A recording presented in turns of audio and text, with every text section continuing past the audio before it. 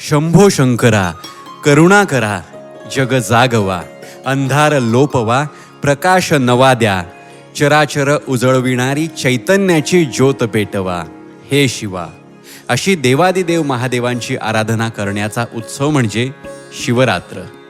नित्य शिवरात्र, पक्ष शिवरात्र, मास शिवरात्र, योग शिवरात्र आणि महाशिवरात्र असे प्रकार असले तरी महाशिवरात्र सर्वश्रेष्ठ मानली जाते. उपवास, रात्रभर जागरण, बेलपत्र आणि पंचामृतानं अभिषेक करून साधना केली जाते. नाशिककरांचे भाग्य थोर ही 12 ज्योतिर्लिंगांपैकी एक श्री क्षेत्र त्र्यंबकेश्वर येथे विराजमान आहे. त्र्यंबकेश्वराचं हे ज्योतिर्लिंग अद्वितीय मानलं जातं, कारण गाभाऱ्यात ब्रह्मा, विष्णू आणि महेश अशी त्रिमूर्ती रूपातील पिंडीची रचना आढळते. सह्याद्रीच्या कुशीत वसलेलं हे देवस्थान केवळ श्रद्धास्थान नसून धार्मिक आणि पौराणिक परंपरेचं जिवंत प्रतीक आहे. महाशिवरात्र, श्रावणी सोमवार आणि कुंभमेळ्याच्या निमित्तानं लाखो भाविक इथे येऊन भगवान त्र्यंबकेश्वराच्या चरणी नतमस्तक होतात. त्र्यंबकेश्वरच्या ज्योतिर्लिंगाला आद्य ज्योतिर्लिंग असं संबोधलं जातं. बाकीच्या सर्व ज्योतिर्लिंगामध्ये आणि त्र्यंबकेश्वरच्या ज्योतिर्लिंगामध्ये काही मूलभूत फरक आहेत. ते या ठिकाणी मी आज पहिल्यांदा आपल्यासमोर सांगतो. भारतामध्ये 12 ज्योतिर्लिंग असून सर्व ज्योतिर्लिंग कोणी व्यक्तींनी ते स्थापन केलेले आहेत.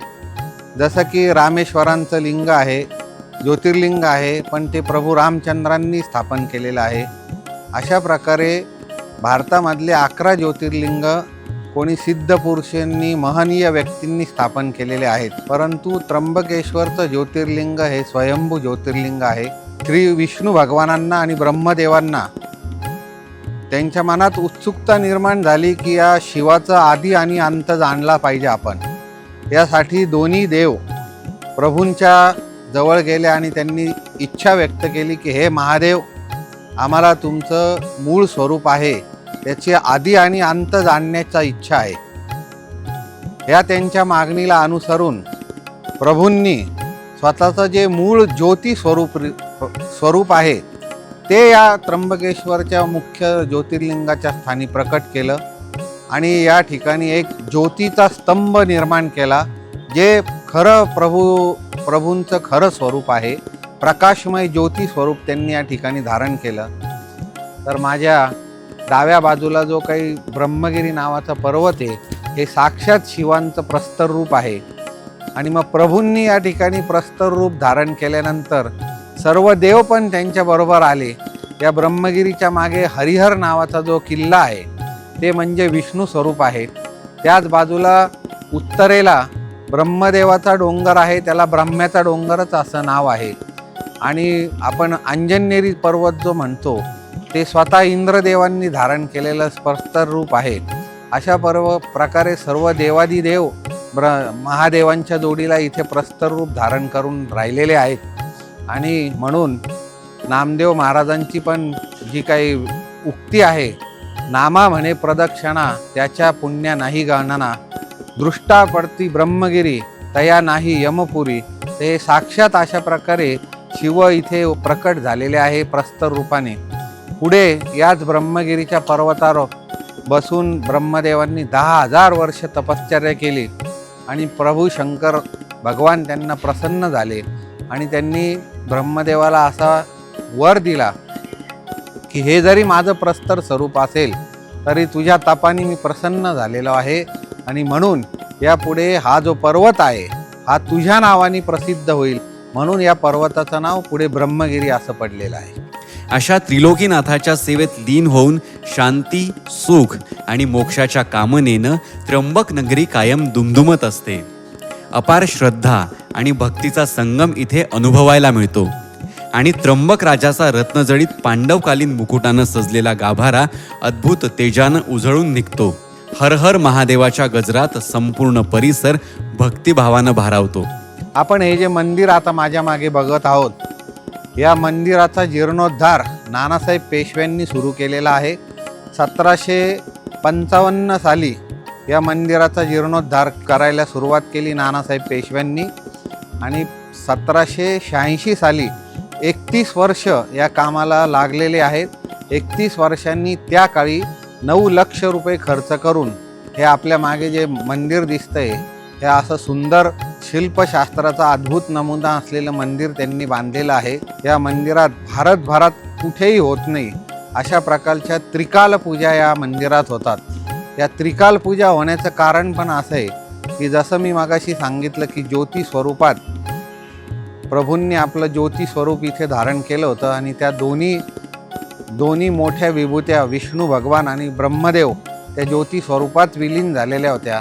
अशा प्रकारे भारतभरात नव्हे तर विश्वभरात तिन्ही देव एकत्र असलेलं एकमेव ठिकाण म्हणजे श्री त्र्यंबकेश्वर आहे.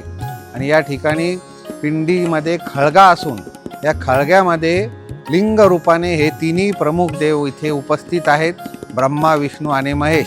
तर सकाळची जी पूजा होती ही पूजा ब्रह्मदेवांसाठी होती, दुपारची पूजा होती ही महादेवांसाठी होती आणि संध्याकाळची जी पूजा होती ही विष्णू भगवानांसाठी होती.